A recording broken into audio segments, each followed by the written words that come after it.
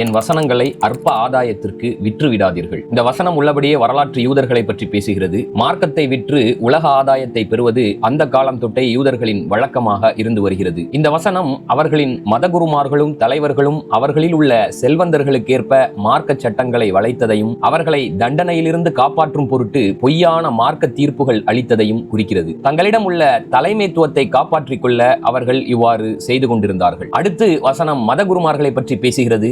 மதகுருமார்கள் தாம் இறை நம்பிக்கையின் பால் அழைப்பு விடுக்கும் அழைப்பாளர்களாக இருக்க வேண்டும். ஆனால் அவர்களோ இறை மார்க்கத்தை விட்டு மக்களை தடுப்பவர்களாக இருக்கிறார்கள் என்பதற்காக கண்டிக்கப்படுகிறார்கள். பிற மக்களை நன்மை செய்யும்படி தூண்டிவிட்டு உங்களை நீங்களே மறந்து விடுகிறீர்களா? நீங்களோ வேதத்தை படித்துக் கொண்டிருக்கிறீர்கள், நீங்கள் புரிந்து கொள்ள மாட்டீர்களா? இந்த வசனம் அந்த சமயத்தில் இஸ்ராயலின் மக்களிடம் இருந்த சமூகத்தையோ தலைமுறையையோ அல்லாமல் எல்லா சமூகங்களின் யதார்த்த நிலைமையை தான் எதிர்கொள்கிறது. உண்மையில் நம் தலைமுறையில் உள்ள மனநிலையை குறிப்பாக மதகுருமார்களை எதிர்கொள்கிறது. இந்த மதகுருமார்களிடம் மார்க்கம் என்பது உந்தித்தள்ளும் உணர்வாக, கொள்கையாக அல்லாமல் வெறுமனே தொழிலாக மாறிவிடும் போது அவர்கள் தம் உள்ளத்தில் இல்லாதவற்றை தம் நாவால் வெளிப்படுத்துகிறார்கள். நன்மையான விஷயங்களை செய்யும்படி அறிவுறுத்துகிறார்கள், ஆனால் அவர்கள் அவற்றின்படி செயல்படுவதில்லை. நன்மையின் பால் அழைப்பு விடுக்கிறார்கள், ஆனால் அதனை வீணாக்கி விடுகிறார்கள். வார்த்தைகளை அவற்றின் இடங்களிலிருந்து மாற்றி அவர்களின் மன இச்சைகளுக்கேற்ப கருத்துக்களை திரிக்கிறார்கள். அதிகாரம் பெற்றவர்களையும் செல்வந்தர்களையும் திருப்திப்படுத்தும் நோக்கில்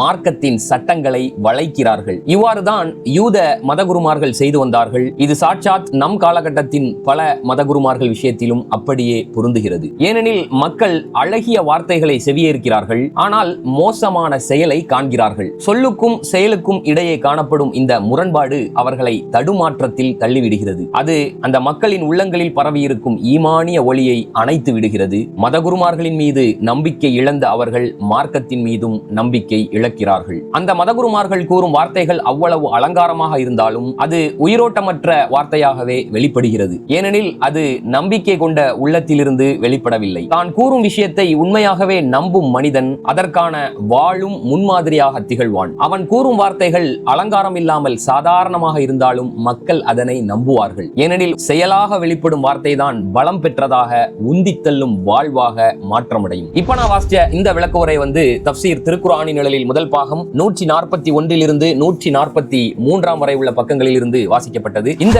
தப்சீர் திருக்குர்ஆனின் நிழலில் 6 பாகங்களையும் நாங்கள் சீர்மை சார்பாக 50% சலுகை விலையில் தருகிறோம். சங்கை மிக்க இந்த ரமதான் மாதத்தில், அதாவது திருக்குர்ஆனின் மாதத்தில் திருக்குர்ஆனுடனான நமது உறவையும் அதன் மூலமாக நமது வாழ்வையும் மாற்றி அமைப்பதற்கு இது சீரியதொரு வாய்ப்பு. இந்த வாய்ப்பை தவற விட்டு விடாதீர்கள். மேலே தெரியக்கூடிய வாட்ஸ்அப் நம்பரை பயன்படுத்தி நீங்கள் இந்த விளக்க உரையை ஆர்டர் செய்யலாம், அல்லது கீழே கமெண்ட்ஸிலும் டிஸ்கிரிப்ஷனிலும் கொடுக்கப்பட்டுள்ள இணைப்பை பயன்படுத்தியும் நீங்கள் ஆர்டர் செய்யலாம்.